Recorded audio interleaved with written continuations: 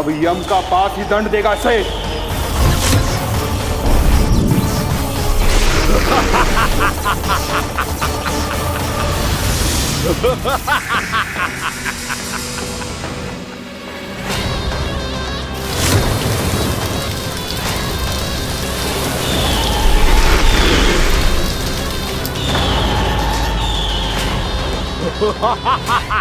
तूने जल की धार को भले ही काट दिया हो दुष्ट, पर हिम में धार नहीं होती। अब मेरी हिम शक्ति तुझे जमा कर नष्ट कर देगी।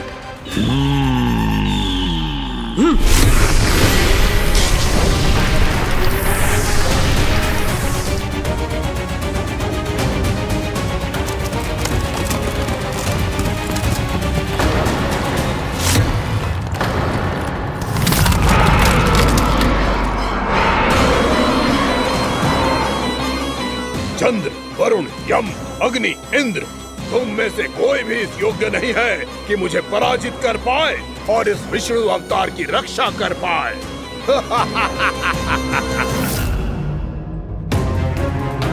इस असुर को देवता कुछ ना बिगाड़ पा रहे हैं। अब क्या होगा खाना का? बकासुर, मैं अपनी किरणों की ताप से तुझे छलनी छलनी कर दूंगा।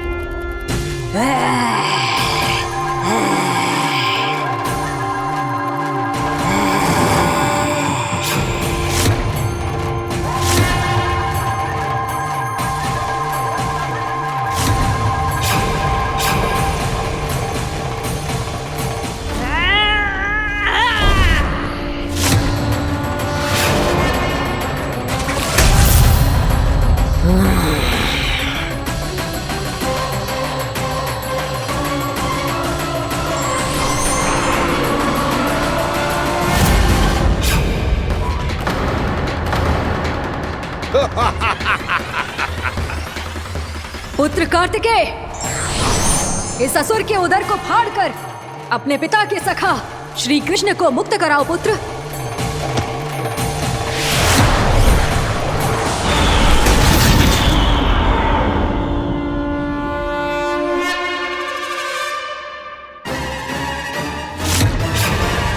मैंने कहा था, तुम में से कोई भी मेरा बाल भी बांका नहीं कर पाएगा। तुम देवताओं का तो सामर्थ्य ही क्या, स्वयं देवों के देव महादेव भी मेरा कुछ नहीं बिगाड़ पाएंगे। कृष्ण को अपने उदर में ही पचा जाऊंगा मैं।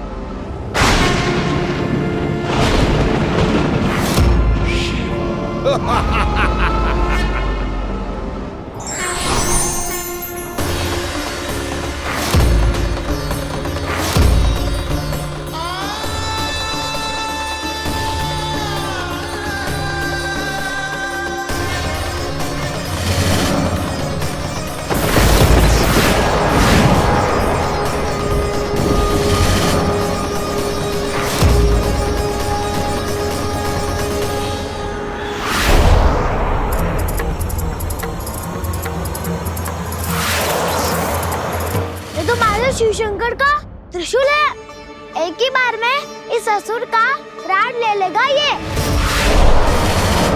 हाँ, महादेव का त्रिशूल।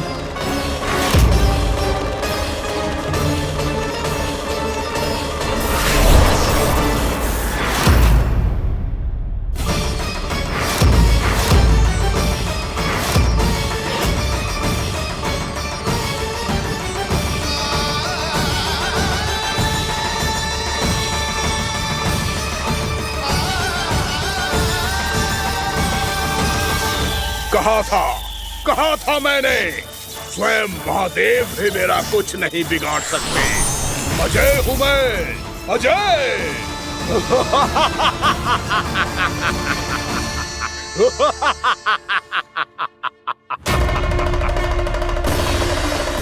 प्रभु, आपके त्रिशूल की महिमा तो अपरंपार है, तो फिर ये ठहर क्यों गया? आपने अपने त्रिशूल को वापस क्यों ले लिया महादेव? इस दुष्ट का संहार क्यों नहीं किया? क्योंकि इसकी मृत्यु मेरे हाथों नहीं, मेरे सखा नारायण के अवतार श्री कृष्ण के हाथों ही होगी, और यही विधि का विधान है। पर पिताजी, श्री कृष्ण तो इस असुर के उदर में फंसे हुए हैं, हम उन्हें मुक्त कैसे कराएंगे? ये उन्हें स्वयं ही मुक्त करेगा पुत्र।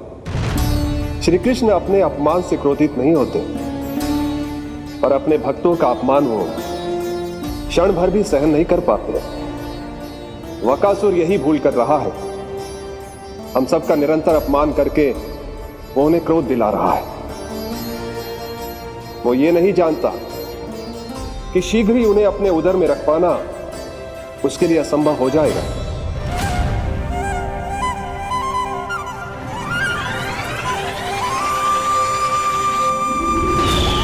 क्या हुआ महादेव? पराजित होकर भी मुस्कुरा रहे हैं। पर अब तो महादेव कहलाने के भी योग्य नहीं रहे आप। असफल देवताओं की इस अयोग्य सेना को लेकर चले जाइए यहाँ से। ना ये मेरा सामना कर सकते हैं और ना ही आप। मेरी शक्ति के सामने आप अक्षम हैं महादेव।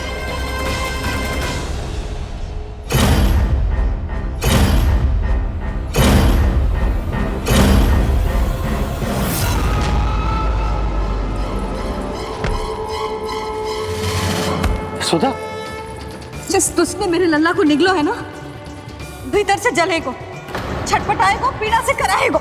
जिस दुष्ट ने मेरे लल्ला को निगलो है ना, भीतर से जलेगो, छटपटाएगो, पीड़ा से कराएगो। ये क्या हो रहा है मुझे?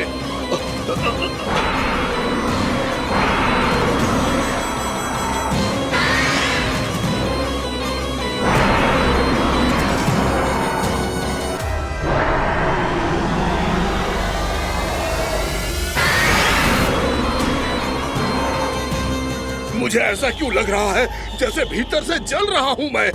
ये क्या हो रहा है मुझे?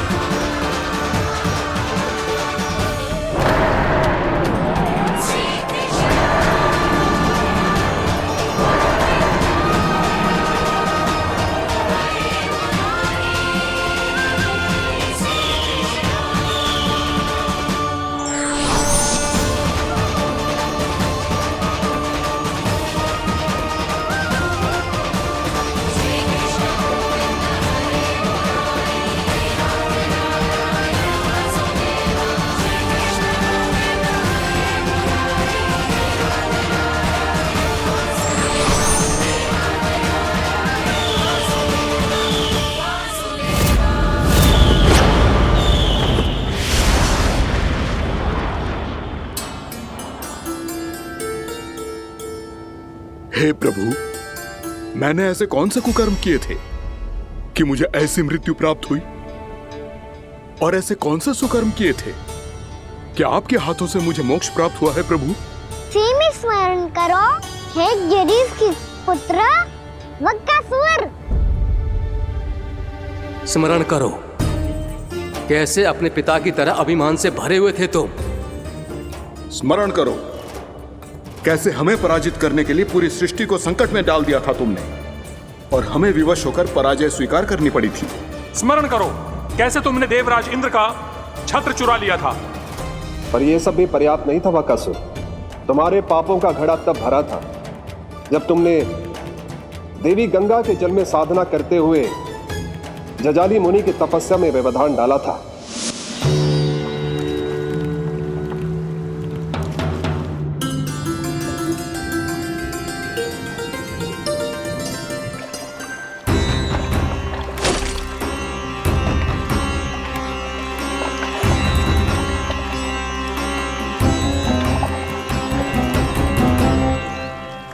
रुक क्यों गए चालक? नौका को आगे की ओर ले चलो। आगे बढ़ना उचित नहीं होगा महाराज। यहाँ से कुछ ही दूरी पर जालजली मुनि तपस्या कर रहे हैं। तो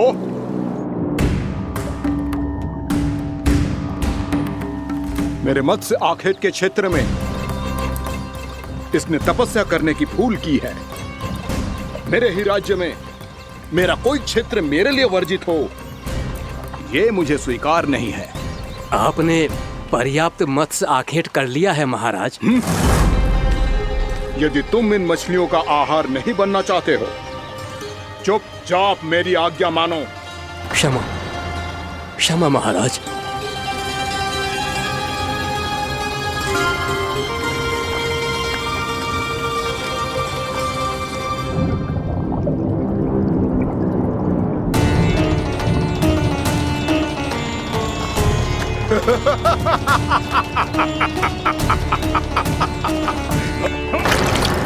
मुनिवर, रक्षा कीजिए, रक्षा कीजिए मुनिवर। हमारे प्राण बचाइए मुनिवर, मुनिवर हमारे प्राण बचाइए।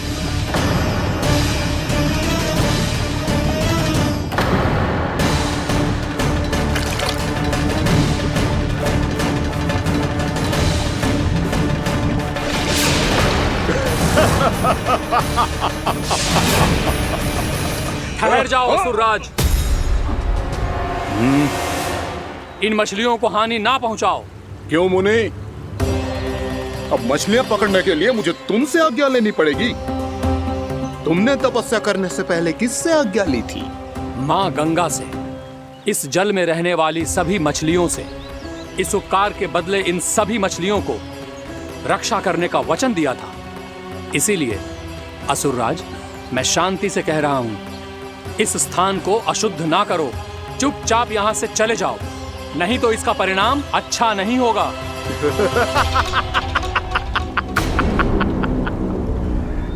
तुम जिन देवताओं की तपस्या कर रहे हो ना मुनि, उन्होंने भी मेरा कुछ नहीं बिगाड़ पाया था, और तुम मुझे धमकी देने का दुस्साहस कर रहे हो।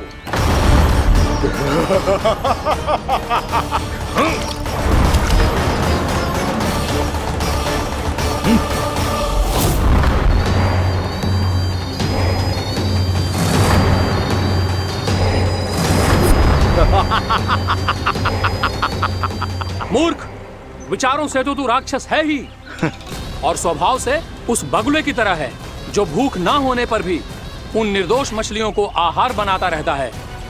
इसलिए अभी इसी क्षण से तू वकुला का जीवन जिएगा। ये मेरा श्राप है, ये मेरा श्राप है।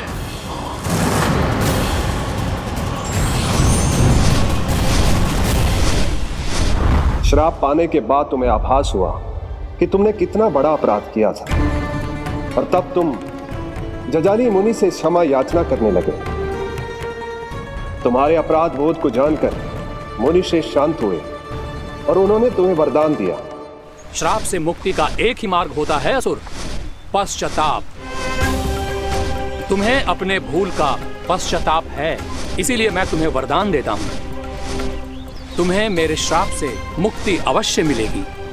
स्वयं प्रभु श्री नारायण के अवतार इस बगुले के देह के बंधन से तुम्हें मुक्त करेंगे।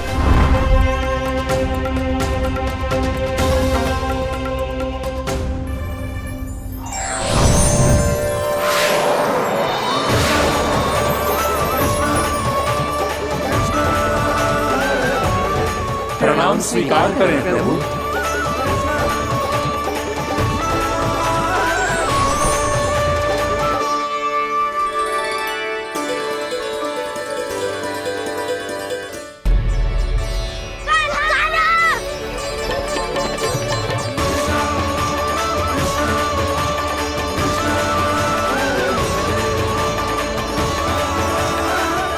मुझे ना बताओ कि तुम सबने क्या देखो है, चाहे जो देखो है, बस मैया से कछु मत ही बताना।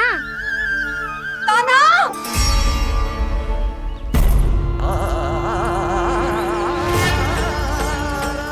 कान्हा!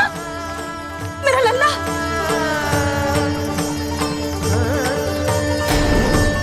भानु बता रहा था तुझे कोई असुर पंछी निकल गया था। हाँ?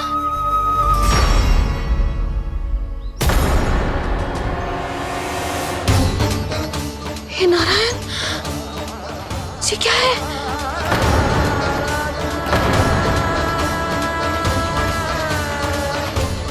ये सब कैसे हुआ लल्ला? हाँ? कोई बताएगा मुझे ये क्या है?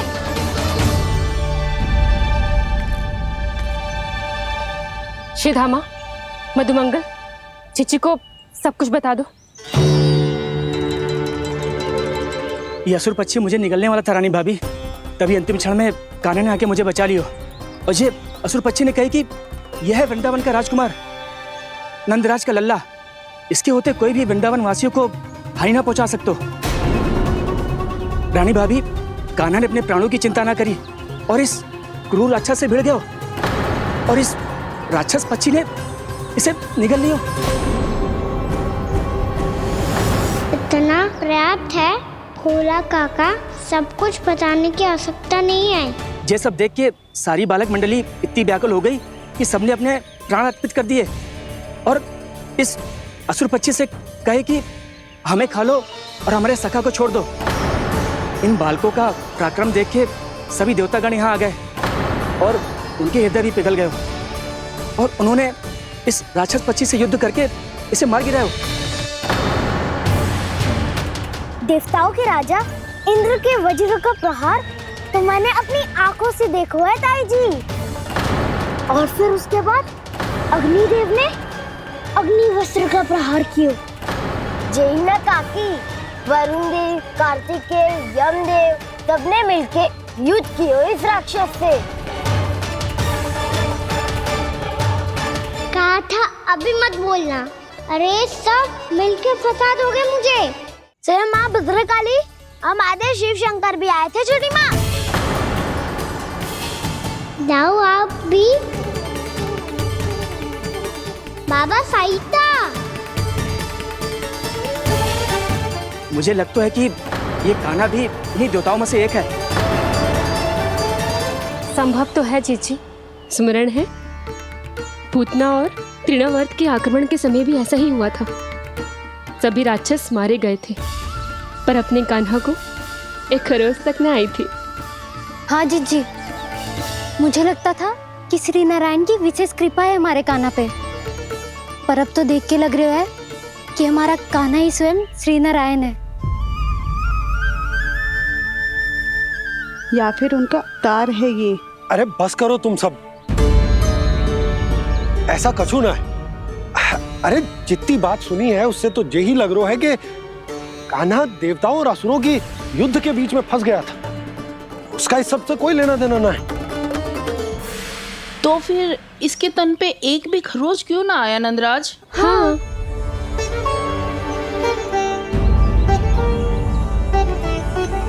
है काकी, खरच तो है। दिखा लल्ला। भैया बात पीड़ा आ रही है, कुछ करो ना। चिकोपिया भी ना अति करती है। श्री नारायण का अवतार हो तो इतनी तनिक सी खरोच पे ऐसे रो तो क्या? बस बहुत होगा। अब तो तुम सबने सीमा ही पार कर दी है। कभी से श्री नारायण बुलाते हो, कभी श्री नारायण का अवतार। तनिक कछु हो ना जाता है कि तुम सब कहानियां बुनने लगती हो। जे बस साधारण सा बालक है, मेरा लल्ला है जे, इसे भगवान मत ही बनाओ।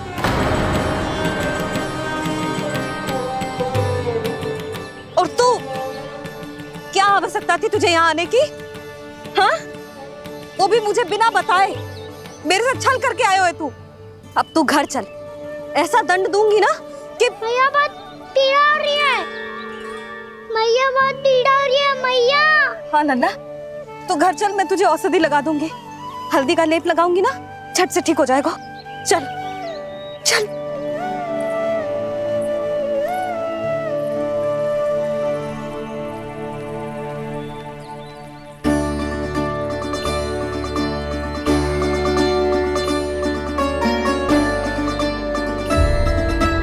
मैया बहुत पीड़ा हो रही है मैया।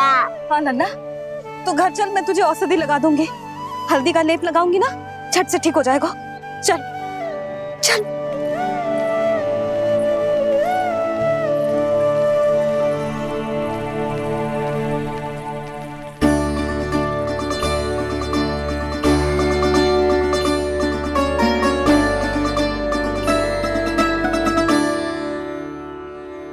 बस लल्ला बस, रो मत। चल चल चल, आजा। अभी औषधि लगाऊंगी ना, तेरी सारी पीड़ा लुप्त हो जाएगी। आजा आजा,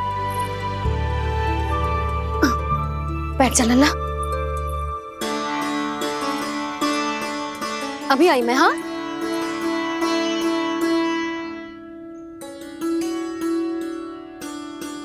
मैया। अरे तो अभी तक रो है? क्या कह रही थी सारी गोपियां? बता। के मेरा लल्ला श्री नारायण का अवतार है, दिव्य है, भगवान है। और जो भगवान इतनी छोटी सी चोट पे रोते हैं क्या? इतनी तो लगी भी ना है तुझे, जितना तो तू आ ऊ कर रो है।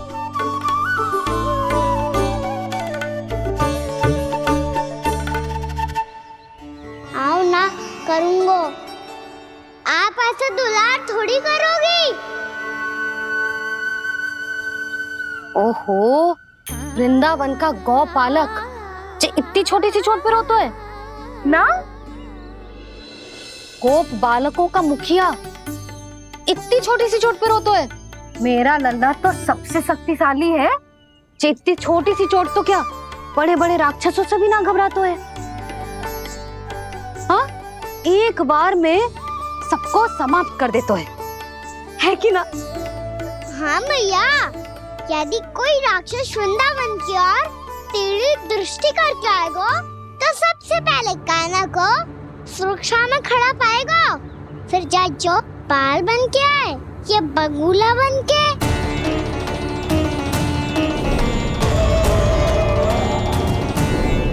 ना लल्ला, सोचो भी मती। वृंदावन की सुरक्षा करना तेरा दायित्व ना है। तुझे और कोई संकट का सामना करने की आवश्यकता ना है। अभी तो मेरी पीड़िता का हरण कर रही थी, अचानक से क्या हो गया मैया को? कोई आवश्यकता ना है तुझे ऐसे संकटों का सामना करने की। आने दे आज तेरे बाबा को, सीधा सीधा बोल दूंगी। बहुत हो गए उनके तर्क वितर्क। मेरा फूल सा लल्ला वन में अकेले गौचारण के लिए ना जाए को। आज बगुले ने निकल लियो, कल कछु और हो जाए तो? नारायण ना करे, कहीं कछु ऊंच नीच तुझे कछु हो जाए तो? मैं तो जीते जी मर जाऊंगी।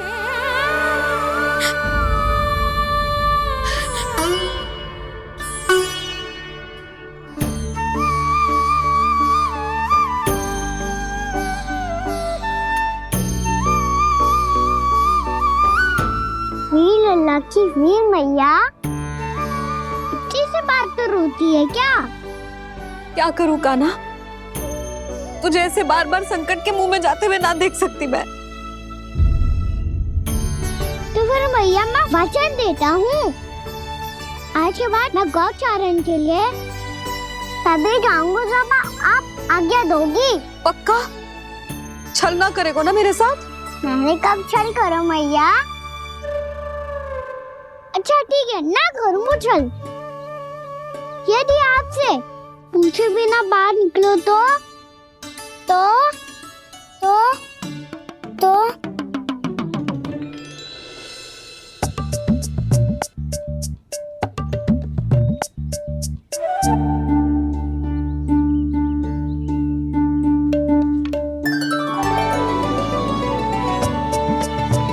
ये रही आपकी छड़ी और ये रही मेरी पीठ।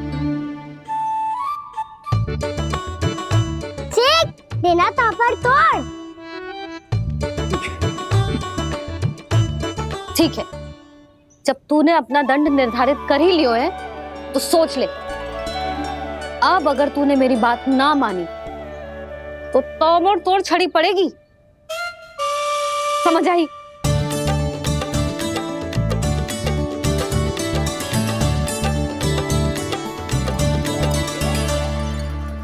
अच्छा ही है कि कान्हा कुछ दिन घर ही रहे। आज वन में जो हुआ है अवश्य कंस ने ही करवाए हुए वो सब।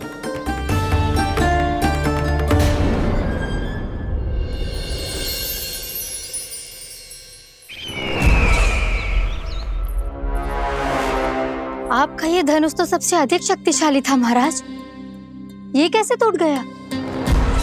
कहीं ये बकासुर की पराजय का संकेत तो?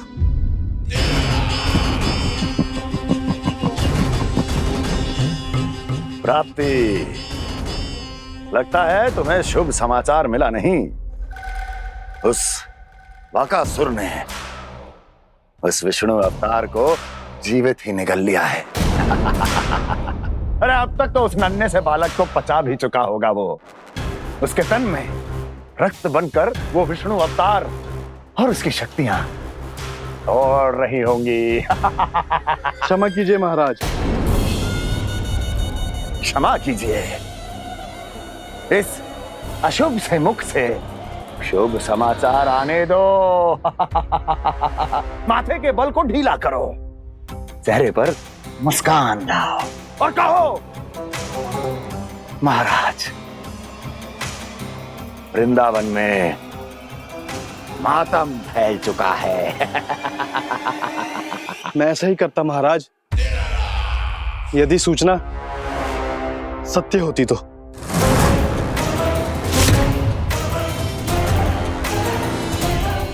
कहना क्या चाहते हो? एक क्षण में सूचना उगलो, अन्यथा मेरा योद्धा बकासुर विष्णु अवतार की तरह तुम्हें भी जीवित निकल जाएगा। आने दो। बकासुर मारा गया महाराज, बकासुर मारा गया महाराज, बकासुर मारा गया। बकासुर मर चुका है? असंभव। असंभव। बकासुर ने उस बालक को निगल तो लिया था, पर उसकी सुरक्षा करने के लिए सभी देवता वहां प्रकट हो गए, पर फिर भी कोई बकासुर का सामना नहीं कर पाया। और फिर क्या हुआ? वो बालक स्वयं ही बकासुर के उदर से बाहर आ गया और उसकी चोंच तोड़कर उसकी हत्या कर दी।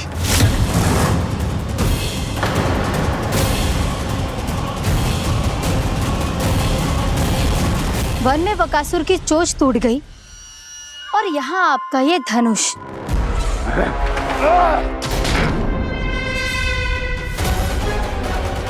केवल नहीं टूटा तो आपका ये भ्रम महाराज। क्षमा कीजिएगा महाराज, आपका भ्रम टूटना आवश्यक है। आवश्यक है आपको यह आभास होना कि उस विष्णु अवतार को पराजित करने के लिए आपके साधारण योद्धाओं में वो सामर्थ्य नहीं है। वत्सासुर, पूतना, तृणावर्त, बकासुर, ये सब साधारण नहीं थे प्राप्ति, साधारण नहीं थे। फिर तो ये और भी अधिक चिंता का विषय है महाराज, क्योंकि इसका अर्थ तो यही हुआ कि वो विष्णु अवतार कुछ अधिक ही असाधारण है और उसका सामना करने के लिए और उसे मिट्टी में मिलाने के लिए आपको एक ऐसे अस्त्र की आवश्यकता है जो उसके सामने ना झुके और ना ही टूटे।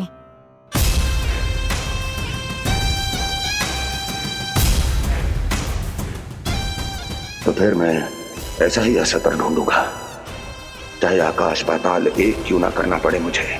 10 दिशाएं 14 भुवन क्यों ना नापने पड़े मुझे, मैं उस असतर को अवश्य ढूंढ निकालूंगा जो उस विष्णु अवतार के प्राणों की डोरी इस धनुष की तरह तोड़ सके।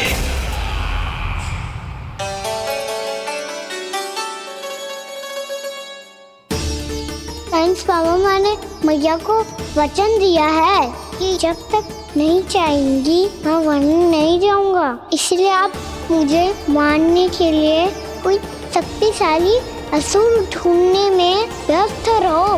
कुछ दिन तब तक मैं व्यस्त रहूंगा अपनी मैया की सेवा करने में।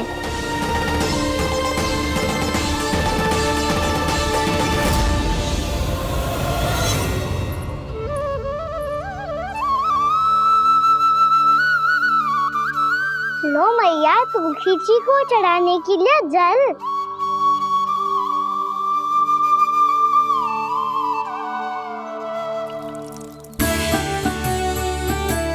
लो मैया, और आटा।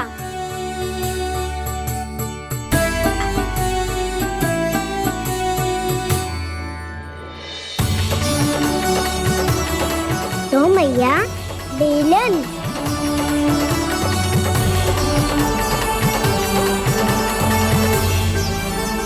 ले, तनिक खा ले। ओ मैया, भूख ना लगी है।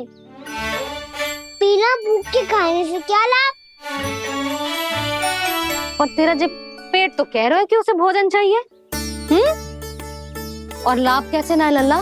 भोजन का लाभ है ना, तन को पोषण मिलेगो, स्वास्थ्य बनेगो, जे तेरी भुजाओं में शक्ति आ जाएगी ताऊ के जैसी, ताऊ से भी अधिक। तेरे जे केस भी लंबे हो जाएंगे। सच्ची मैया? सच्ची। माप के देख लियो नित्य दिन। तनिक खा।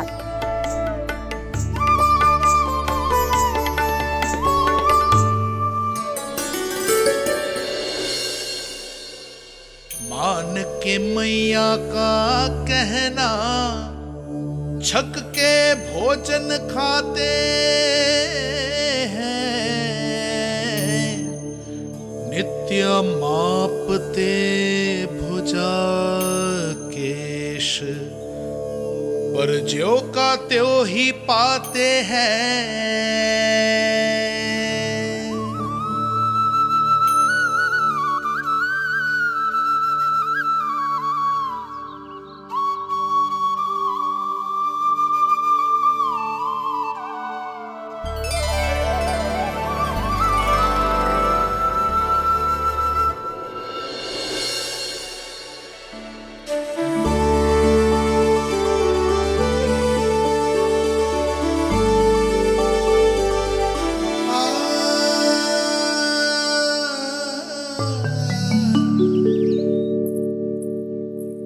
ले लल्ला, फल खा ले। ना, मुझे ना खाने फल वल। क्यों? लंबे केस और शक्तिशाली भुजाएं ना चाहिए? व्यर्थ है ये सब। पिछले 10 दिनों से देख रहा हूँ, ना केस लंबे हुए हैं, ना भुजाएं शक्तिशाली बनी है। 10 दिन में का चुनाव होने वाला। 10 सप्ताह ऐसे खाएगो ना, तब जाके कछु बदलाव दिखेगो। समझ आई? चल अब खा ले। वैसे भी मुझे बहुत सारी तैयारियां करनी है आज। इसीलिए मैया, एकादशी के व्रत के लिए लल्ला। सुनो जी, सारी सामग्री आ गई? हाँ, तुमने जो कही थी सब ले आए हूँ।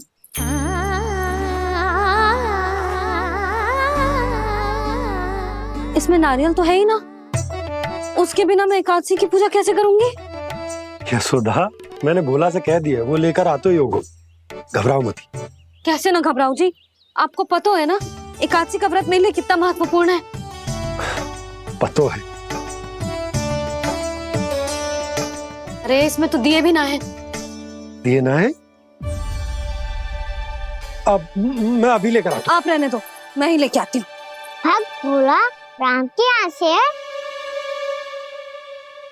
भक्त भोला राम? मेरा अर्थ है कुमार भोला यहाँ के यहाँ से। हाँ हाँ, वो ही।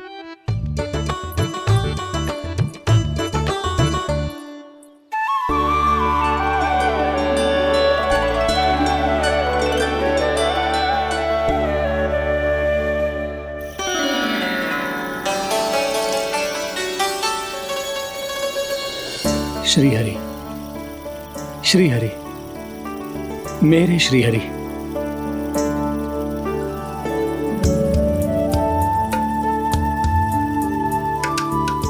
मेरे श्री हरि। भोला राम, मेरी मटकी तैयार है? मेरे श्री हरि, मेरे श्री हरि।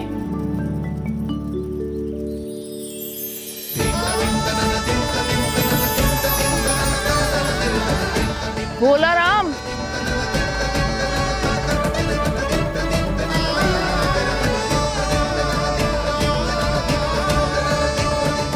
भोला काका, ओ भोला काका।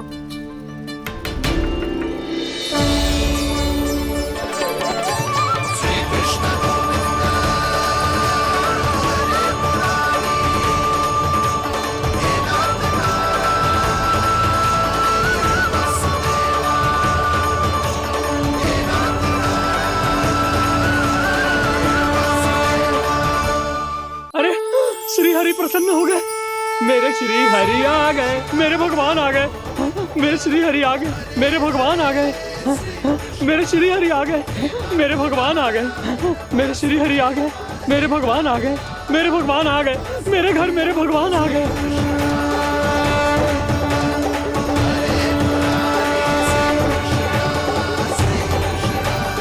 मेरे घर आ गए, मेरे श्री हरि आ गए। हाँ, मेरे श्री हरि आ गए।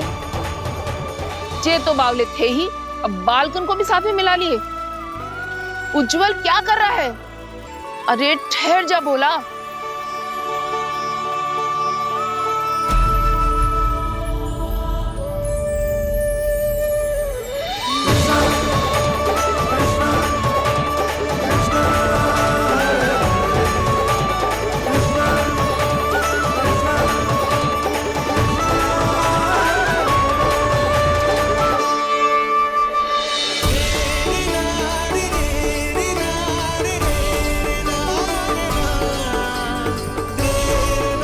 प्रेम से बुलाओ, आएंगे हरि भी।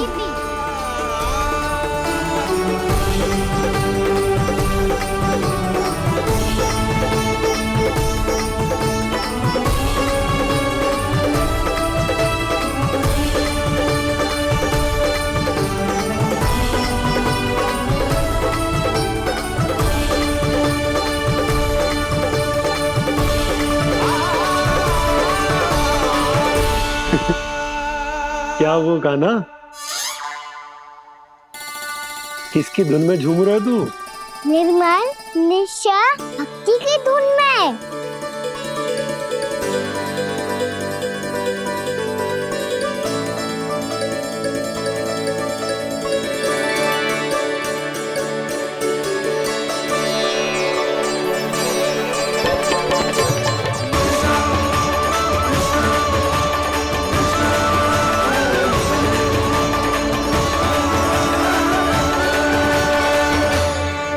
अरे क्या हो गया इन्हें?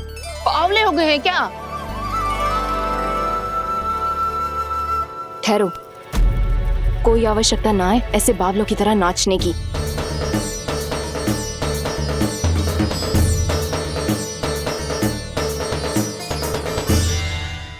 जे बावले ना है मौसी, भक्ति में रम गए। बस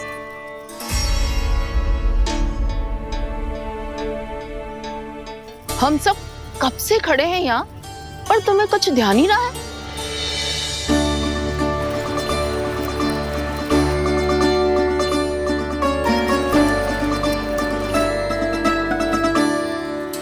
नाच गाने में ऐसे मगन हुए कि हमें देखा भी ना। मुझे नाचते हुए देख मेरे श्री हरि को इतना आनंद आ रहा था कि मैं अपने आप को रोक नहीं सका।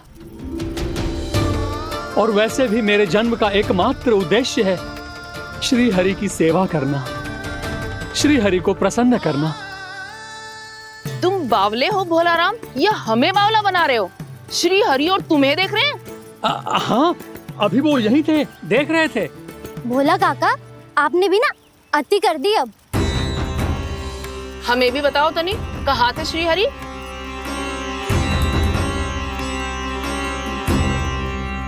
ना जाने अपना उपहास करवाने में क्या आनंद आता है इन्हें। देखो, अब तुम सच मानो या झूठ, लेकिन हमरे श्रीहरि यहीं थे, इसी चाक पर अभी। हाँ, लो सुन लो इस मूर्ख की बात। श्री हरि को और कोई स्थान ना मिलो जो इसके मिट्टी के चाक पे आकर बैठेंगे।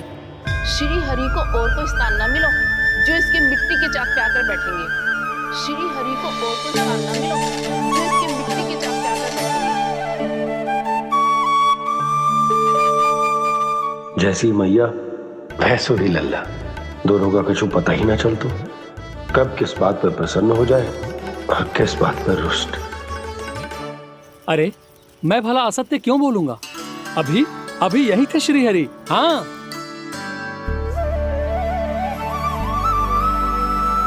हाँ, जैसे श्री हरि को तो कोई कार्य है ही ना, वो तो आतुर होके बैठे रहते हैं कब तुम हरि हरि बुलाओ और वो दौड़े चले आए।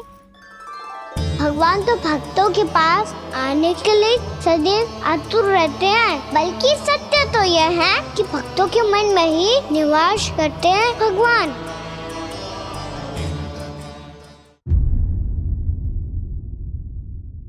अरे मैं भला असत्य क्यों बोलूंगा?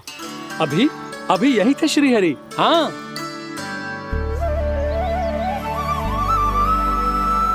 हाँ, जैसे श्री हरि को तो कोई कार्य है ही ना, वो तो आतुर होके बैठे रहते हैं कब तुम हरि हरि बुलाओ और वो दौड़े चले आए।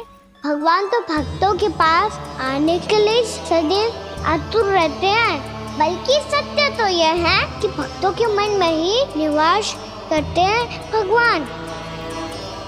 भगवान तो भक्त के पास आने के लिए सदैव ही आतुर रहते हैं शंकरी मौसी। बल्कि सच्ची बात तो ये है कि भगवान हमारे मन में ही निवास करते हैं। कम से कम तू तो इसे बढ़ावा मत दे जशोदा। जब देखो जब हरि नाम की रट लगाए रहते है।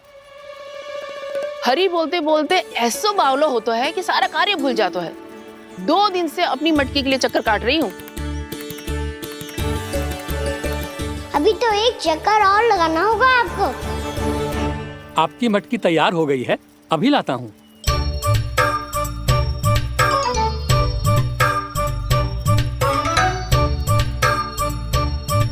लो जी मटकी।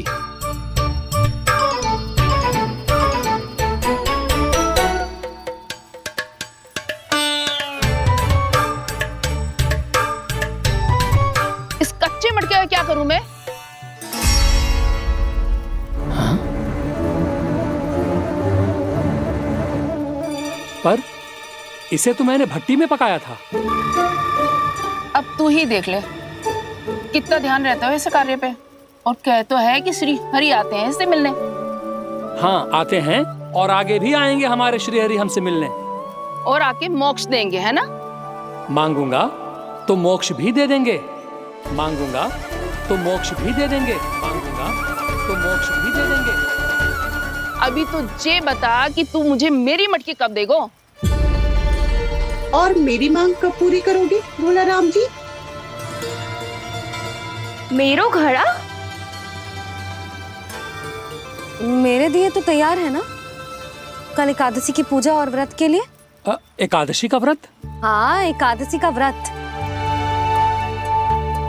इसे करने से श्री हरि बहुत प्रसन्न होते हैं। अच्छा, फिर तो अभी लाया।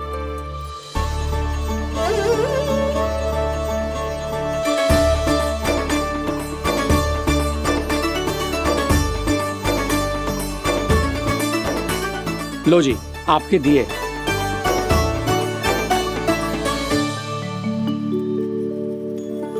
और जो हमने मांगा है वो? बाकी सब शेष द्वादशी के दिन मिलेगा, क्योंकि कल मैं भी एकादशी का व्रत रखूंगा, क्योंकि कल मैं भी एकादशी का व्रत रखूंगा, क्योंकि कल मैं भी एकादशी का व्रत रखूंगा।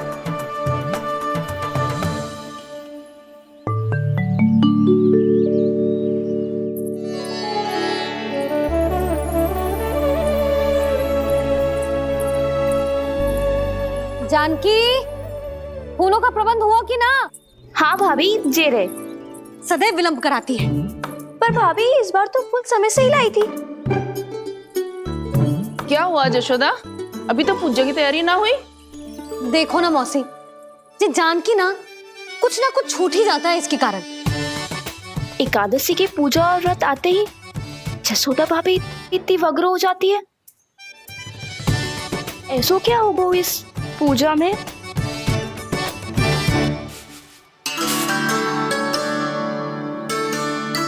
ये थाली में रोली चंदन रखने से, दिया जलाने से के होगो?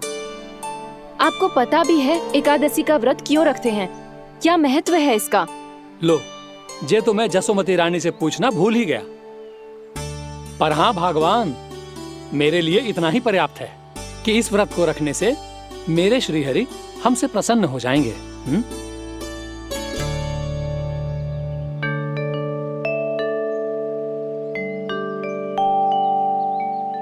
नारायण ही जाने ऐसे कैसे पूजा करते हैं जे श्री हरि की एक मूर्ति तक ना है इनके पास।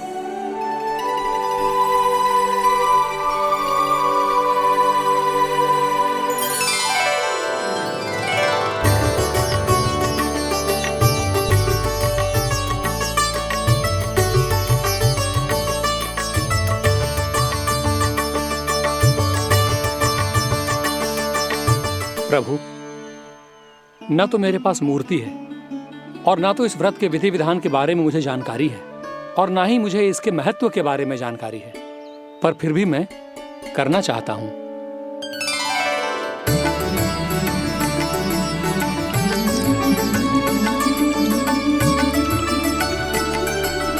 इसीलिए मैं दृढ़ संकल्प लेता हूं, पूरी निष्ठा के साथ, श्रद्धा के साथ और पूरी आस्था के साथ मैं इस व्रत को संपन्न करूंगा।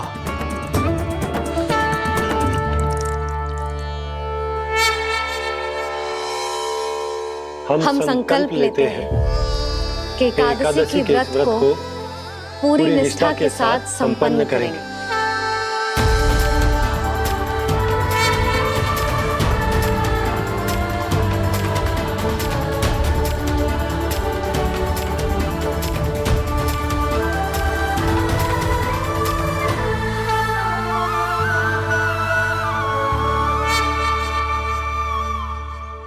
तुलसी जी के पत्ते तो है ही ना। श्री नारायण को तुलसी जी के पत्ते के बिना भोग ना चढ़तो है। जानकी, तुलसी के पत्ते कहाँ हैं?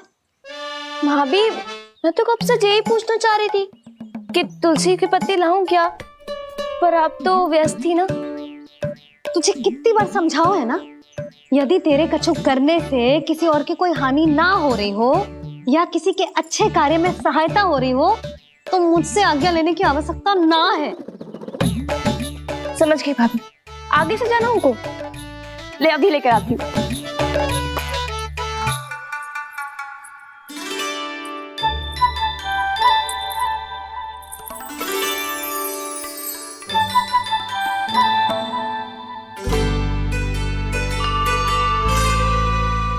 ताऊ, आपने पहले ये व्रत करो है? आपको इसका महत्व पता है? भाभी चलो। जानकी, तुमने ये व्रत करो है? फिर तुमको इसका महत्व पता है? सुमति जी, आपको पता है इसका महत्व? कान्हा, क्यों तंग कर रहे हो सबको? मैया, सबने करो ये व्रत, मुझे भी करना है।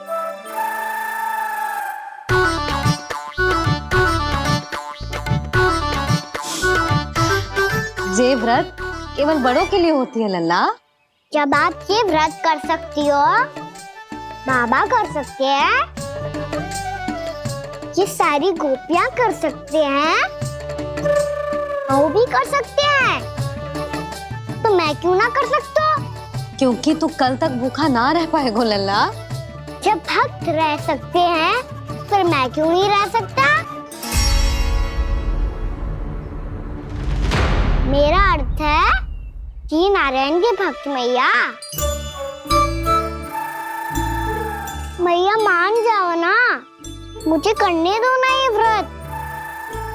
अपनी लल्ला पे आप विश्वास ना है आपको? विश्वास है। अच्छा ठीक है, तू भी कर ले।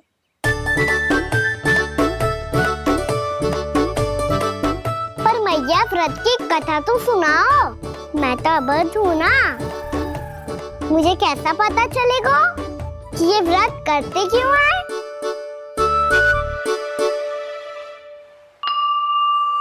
प्रभु, मुझ अबोध को कैसे पता चलेगा कि इस व्रत का क्या विधि विधान होता है और क्यों रखा जाता है और इसका महत्व क्या होता है? मुझे तो आप ही बता सकते हैं प्रभु। जब व्रत कर रहे हैं तब उसका महत्व भी पता होना चाहिए ना। बताओ ना मैया, क्यों रखते एकादशी का व्रत? इसके लिए तो तुझे एकादशी की कथा सुननी होगी। सुनेगो ना?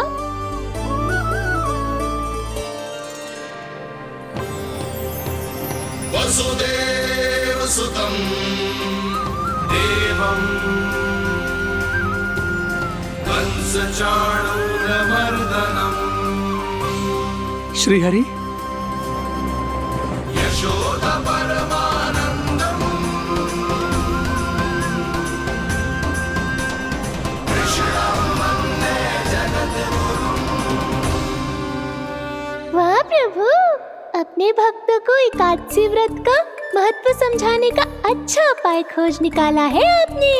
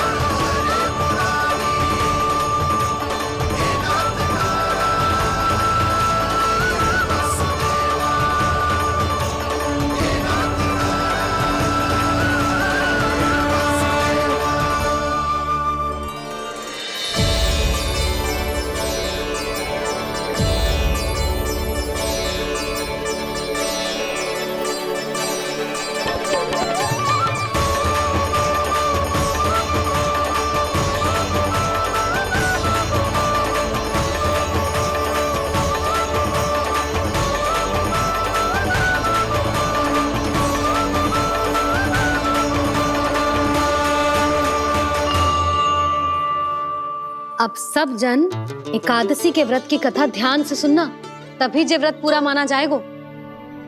समझो लल्ला?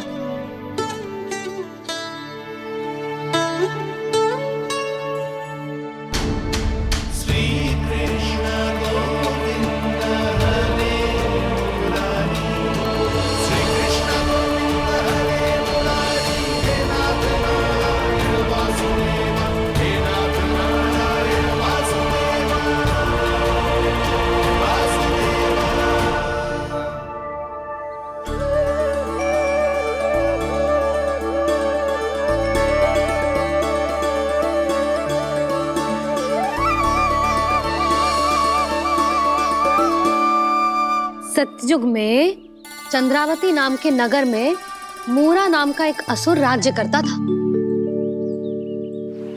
ओम ब्रह्मदेवाय नमः। ओम ब्रह्मदेवाय नमः। ओम ब्रह्मदेवाय नमः। ओम ब्रह्मदेवाय नमः।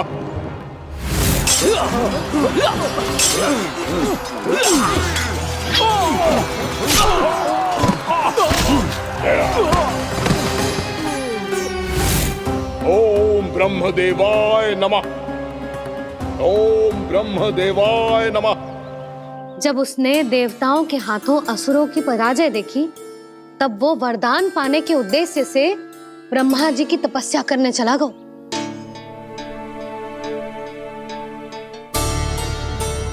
शीघ्र ही मूरा की तपस्या सफल हो गई और ब्रह्मदेव जी उससे प्रसन्न हो गए। ओम ब्रह्मदेवाय नमः। ओम ब्रह्मदेवाय नमः। ओम ब्रह्मदेवाय नमः। ओम ब्रह्मदेवाय नमः। ओम ब्रह्मदेवाय नमः। ओम ब्रह्मदेवाय नमः। ओम ब्रह्मदेवाय नमः। ओम ब्रह्मदेवाय नमः। ओम ब्रह्मदेवाय नमः। मूरा, प्रणाम ब्रह्मदेव। तुम्हारी तपस्या सफल हुई। बोलो, तुम्हें क्या वर चाहिए? सृष्टि के रचयिता ब्रह्मदेव, कृपया मुझे ऐसा वरदान दीजिए जिसकी सहायता से मैं त्रिलोकी विजयी बन जाऊं और कोई देवता मुझे पराजित ना कर सके। यहां तक कि देवताओं के रक्षक, सृष्टि के संचालक भगवान श्री विष्णु के लिए भी मैं अपराजय रहूं। तथास्तु, तथास्तु, तथास्तु। प्रणाम ब्रह्मदेव।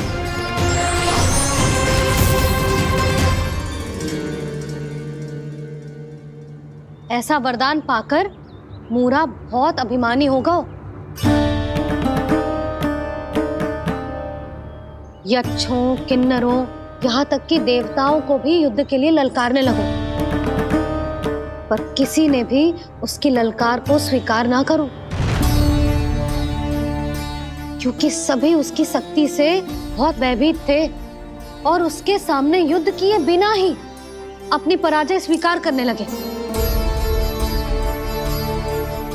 और फिर दंभ में आके उसने स्वर्ग लोक पर भी आक्रमण कर दिया और देवराज इंद्र तक को चुनौती दे डाली।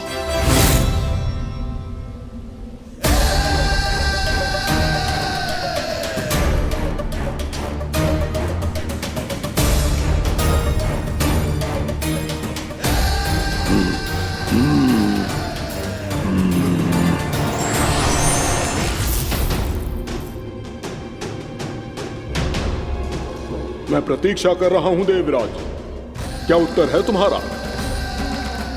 मुझसे युद्ध करोगे या फिर बिना लड़े ही पराजय स्वीकार कर मेरे अधीन हो जाओगे और सौंप दोगे मुझे अपना ये स्वर्ग लोक? सारी शक्ति तुम्हारे मुख में है या कुछ बाहुबल भी है तुम्हारे पास? मैं तुम्हारी चुनौती स्वीकार करता हूं मूरा, मैं तुम्हारी चुनौती स्वीकार करता हूं मूरा।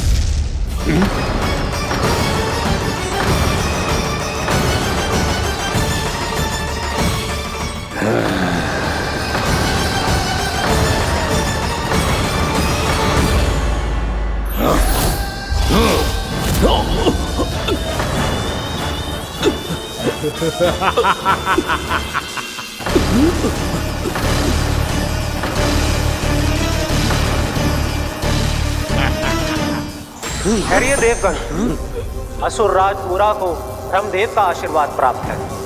आप में से कोई भी इन्हें पराजित नहीं कर पाएगा।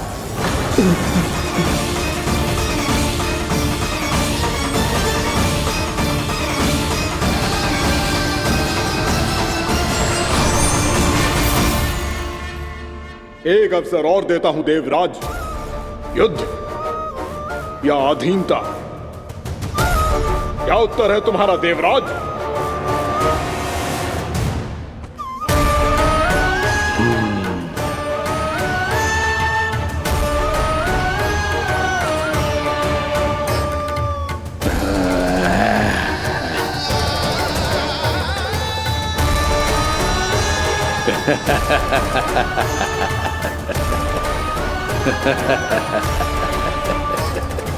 इंद्र और सभी देवताओं ने मूरा के आतंक में आके उससे भयभीत होके अपना सिंहासन छोड़ दियो। अब मूरा स्वर्ग का अधिपति बन गयो और शीघ्र ही उसने अन्य सभी असुरों को स्वर्ग में निवास करने के लिए आमंत्रित कर दियो। और इस प्रकार से वो धीरे धीरे तीनों लोकों का सम्राट बन गयो। उसे किसी ने रोका नहीं मैया? ना लल्ला, इतना साहस किसी में था ही ना। और फिर जे निश्चित करने के लिए कि भविष्य में किसी और असुर की मृत्यु ना हो, वो यमराज पे भी विजय प्राप्त करने के लिए यमलोक की ओर प्रस्थान कर दियो। वो तो अपने आप को और सभी असुरों को अमर बनाना चाहता था।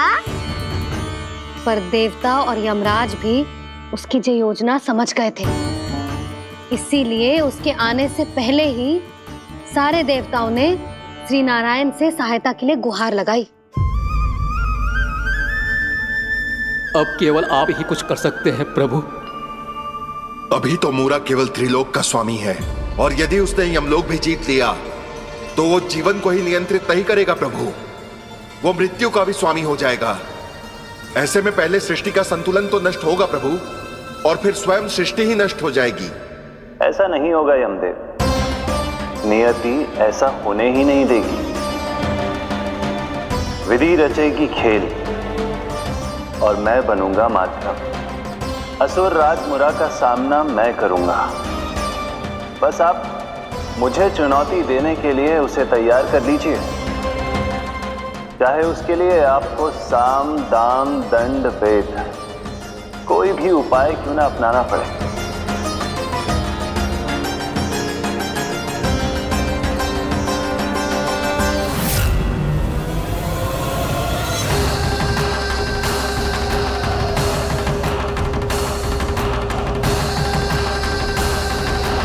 आप तो मेरी प्रतीक्षा में पहले से ही खड़े हैं यमदेव। तब तो आपने मेरी चुनौती के बारे में भी सुना ही होगा। कहिए, क्या उत्तर है आपका? मेरा स्वागत करके अपना राज्य त्यागेंगे या मेरा सामना करके अपने प्राण? असुर राज मुरा का सामना मैं करूंगा। बस आप मुझे चुनौती देने के लिए उसे तैयार कर लीजिए, चाहे उसके लिए आपको साम दाम दंड भेद कोई भी उपाय क्यों ना अपनाना पड़े।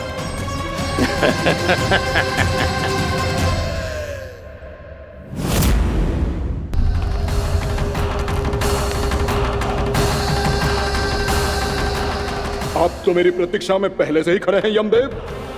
तब तो आपने मेरी चुनौती के बारे में भी सुना ही होगा। कहिए, क्या उत्तर है आपका? मेरा स्वागत करके अपना राज्य त्यागेंगे या मेरा सामना करके अपने प्राण? हे असुर श्रेष्ठ, मैं आपकी अधीनता स्वीकार करने के लिए तैयार हूं। बस एक विनती है मेरी। शर्त को विनती का नाम देकर पहलाना चाहते हो मुझे यमराज? असुर राज मूरा के सामने शर्त रख पाओ, इतना सामर्थ्य नहीं है तुम में। इसका आभास है मुझे असुरराज, पर मैं आपकी अधीनता स्वीकार करूं इससे पहले आपको स्वामी धर्म का पालन करना होगा। मेरे पुराने स्वामी के क्रोध से मेरी रक्षा करनी होगी आपको। कौन है तुम्हारा पुराना स्वामी? भगवान श्री नारायण। और छोटी माँ मूरासुर को तो श्री नारायण से भी रक्षा का वरदान प्राप्त था ना? यही तो श्री नारायण की लीला थी बलराम। पर वो राक्षस अपने दम में जे समझ ही ना पाओ कि वो क्या भूल करने जा रहा है। अब पहुंच गो भगवान श्री नारायण को चुनौती देने के लिए।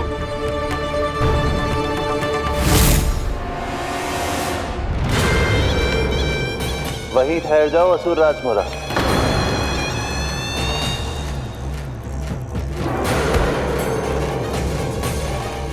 यहाँ क्यों आए?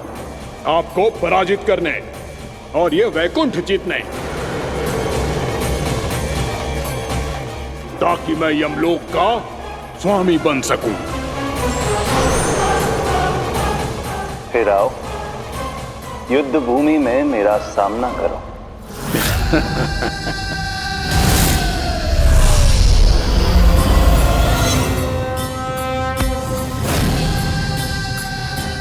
ये नहीं जानते कि इनसे ना हारने का वरदान तो मैं पहले ही प्राप्त कर चुका हूं, इसलिए युद्ध ठीक से आरंभ हो पाए उससे पहले ही इन्हें जीत लूंगा मैं।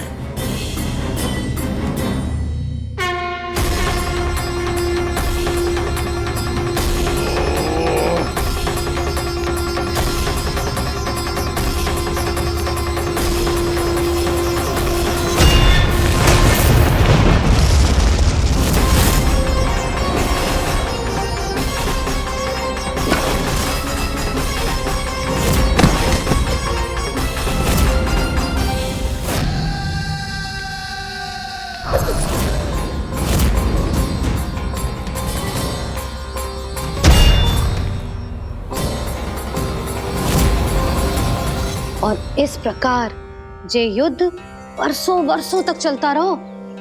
दोनों योद्धा पूरे ब्रह्मांड में अनेक अस्त्रों शस्त्रों के साथ युद्ध करते रहे।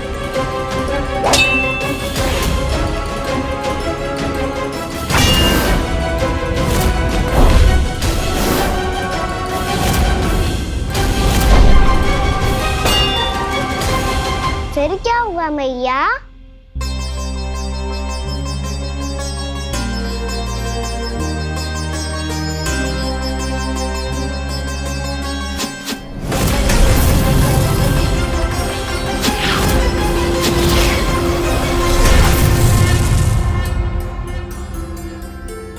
उस युद्ध को कभी समाप्त हुआ हो, पर कैसे?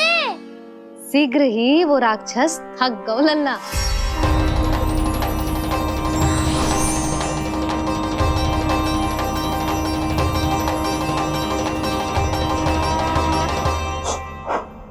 खड़े खड़े देख क्या रहे हैं नारायण? आक्रमण कीजिए, वध कर दीजिए मेरा।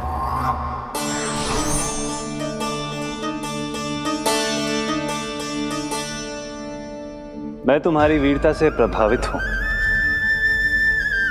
इसीलिए इतनी थकान की स्थिति में मैं तुम जैसे वीर पर आक्रमण नहीं करूंगा। जाओ विश्राम करो।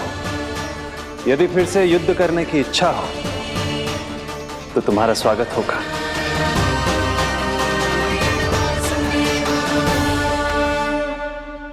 जे कह के श्री नारायण बद्रिका आश्रम चले गए और वहां हिमवत नाम की एक कंदरा में ध्यान लगा के बैठ गए। उधर वो राक्षस विश्राम करने लगो। अनेकों दिन बीत गए और अब वो राक्षस मूरा फिर से स्वस्थ होके बलवान हो गया था। उसने अपनी सारी शक्ति फिर से प्राप्त कर ली थी। श्री नारायण ने उस पर दया करी थी, पर वो फिर से श्री नारायण को छलने को तैयार होगा।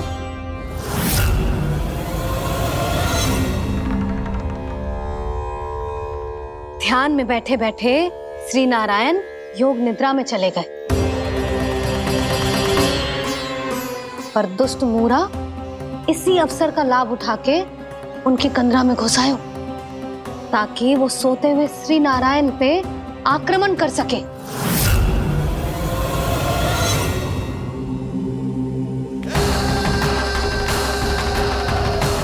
आज इस लंबे युद्ध को जीतकर अपने इस अंतिम शत्रु का भी अंत कर दूंगा मैं।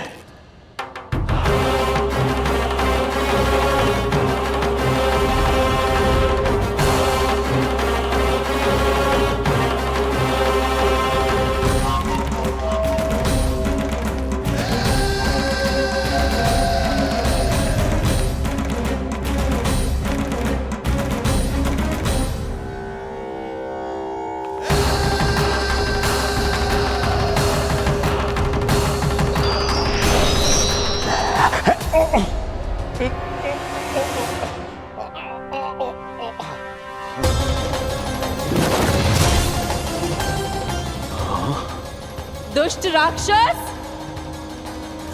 प्रभु ने तुझ पर दया की, तुझे संभलने का अवसर दिया। तू इन्हीं पर ही छल से वार करने चला है।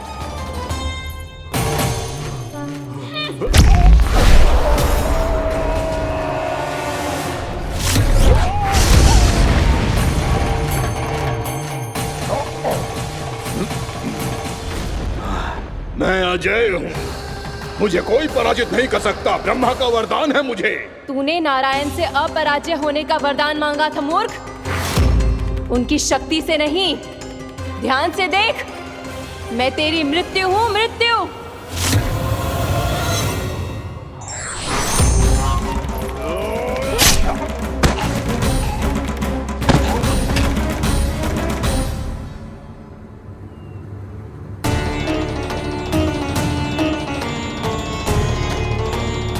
वो देवी कौन थी छोटी माँ? और कौन बलराम, वो ही तो थी देवी एकादशी।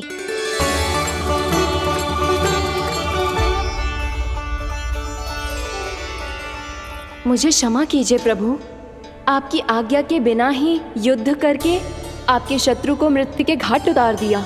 क्षमा नहीं, आपकी तो प्रशंसा होनी चाहिए देवी। असुर राज को मारकर आपने सभी देवताओं को मुक्त करवाया है। इस पापी के अहंकार से तीनों लोकों की रक्षा की है आपने। आप एकादशी की तिथि पर मेरी एकादश इंद्रियों से उत्पन्न हुई हैं। इसीलिए मेरे सभी भक्त आपको उत्पन्न एकादशी के नाम से जानेंगे। सभी तिथियों में आपका स्थान सर्वश्रेष्ठ होगा। जिस तरह आपने राक्षस के आक्रमण से मेरी रक्षा की है, उसी प्रकार एकादशी के दिन व्रत करके जो भी भक्त आपकी कथा सुनेगा, मैं स्वयं उसकी रक्षा करूंगा। जो आपकी पूजा करेगा उसे मेरी विशेष कृपा प्राप्त होगी और उसके साथ साथ उसे मिलेगा धन, सिद्धि और मोक्ष।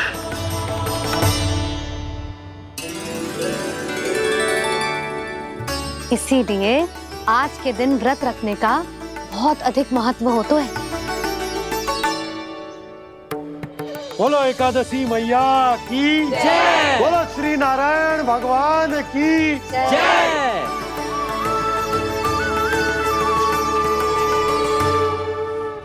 प्रभु की कृपा से एकादशी का महत्व भी पता चल गो और मेरा व्रत भी सफल हो गो। अभी नहीं भूला राम, एकादशी का व्रत पूरी तरह तभी सफल होता है जब द्वादशी के दिन उसे पूरा किया जाता है।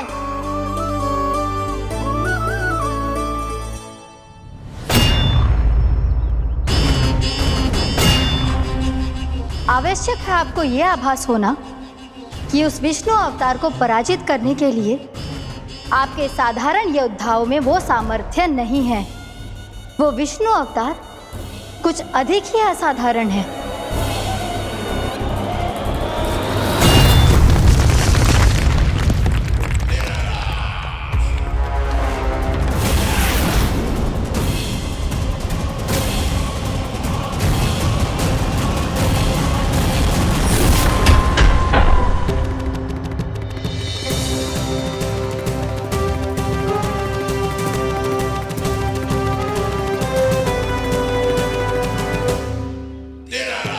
अब मैं दिखाऊंगा उस विष्णु अवतार को असाधारण शत्रु क्या होता है।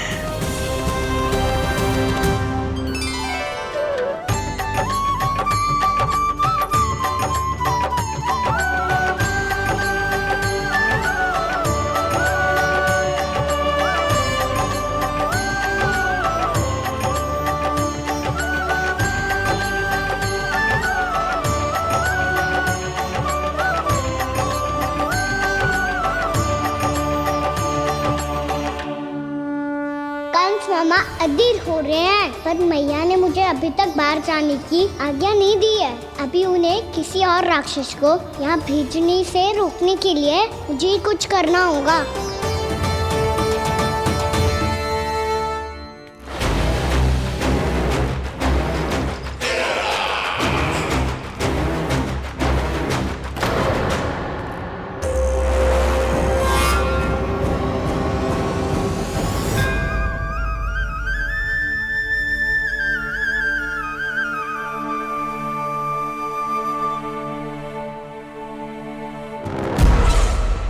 कौन हो तुम? बचपन से ही मुझे मारने का सपना देख रहे हैं, सिर्फ मुझे ही नहीं पहचानते।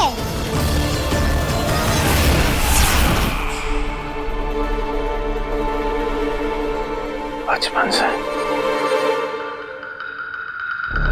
विष्णु अवतार। कोई कान्हा बुलाता है तो कोई मुरलीधर पुकारता है, कोई माखन चोर कहता है, कोई कहता है चिच्चोर। पर विष्णु अवतार इस नाम से तो बस आप ही मुझे बुलाते हो मामा जी। इतना साहस कि तू यहां आ गया है।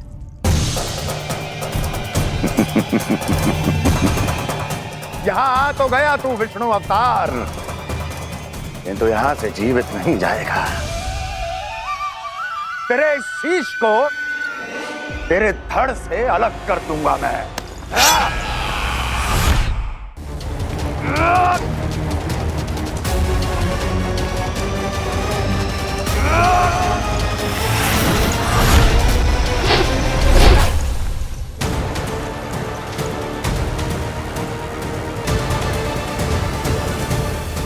कहाँ देख रहे हो मामा जी?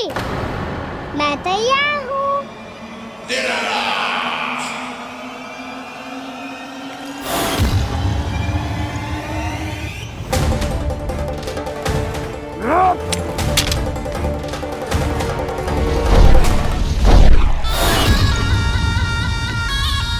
मामा जी, आप सदैव इसी तरह क्रोध में रहते हो क्या?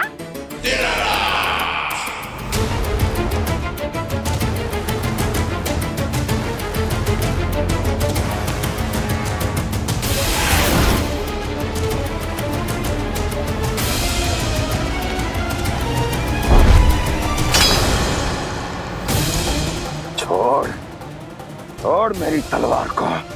छोड़ो तो तब जब पकड़ा हूँ।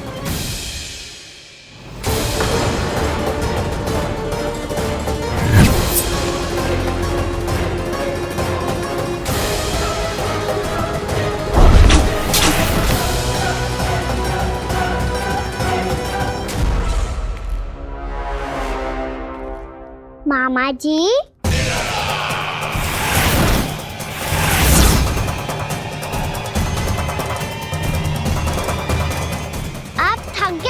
थोड़ा विश्राम कर लो। आपका तो पता नहीं, मैं अवश्य थक गया हूँ।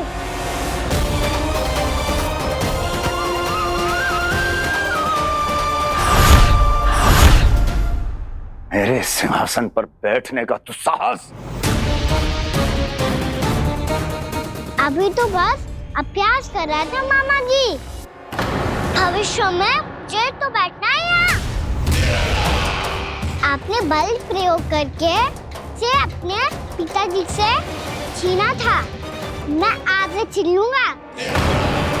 जो छल और बल से लिया जाए वो अधिक समय तक टिकता नहीं है मामा जी।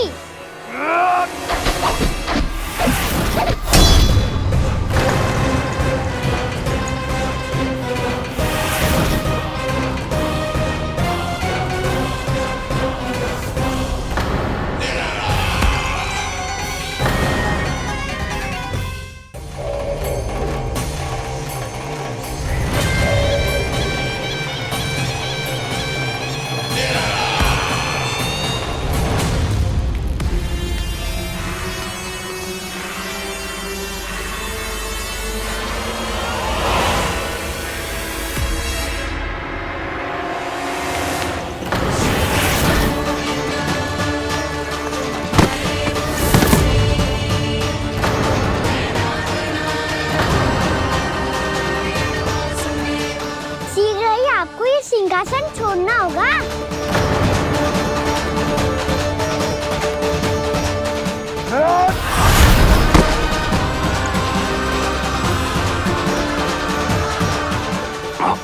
वो मेरा सिंहासन छीनना चाहता।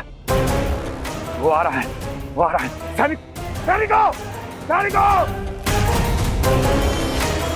दुर्जन, बंद कर दो सभी द्वार और झरों के, सब के सब। इसकी हर संभावना पर इतना कड़ा पहरा बिठा दो कि ना तो कोई महल के भीतर आ सके, ना तो बाहर जा सके। मुझे महल की चप्पे चप्पे की सूचना चाहिए। जाओ।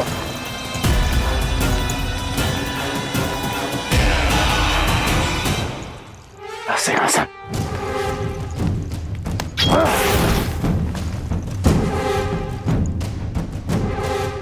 अब आ, दुष्ट मायावी, ए छलिया विष्णु अवतार, मैं कंस तेरी प्रतीक्षा कर रहा हूँ।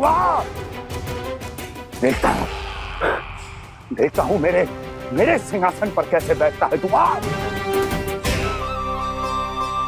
मुझे तो बस कुछ समय चाहिए था, वो मिल गया। अब करते रहिए आप प्रतीक्षा।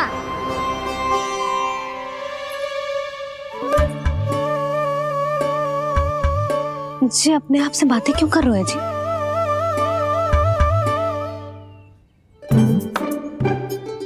आप मुस्कुरा क्यों रहे हो? ना कचू ना, बताओ क्यों मुस्कुरा रहे हो? तुम्हीं पर गए हैं जी। जब तुम व्रत करती हो तो तुम भी ऐसा ही करती हो। इसी प्रकार भूख अधिक लगने पर अपना ध्यान भटकाने के लिए स्वयं से ही बड़बड़ाती रहती। होगा। आपको तो बस मेरा उपहास उड़ाने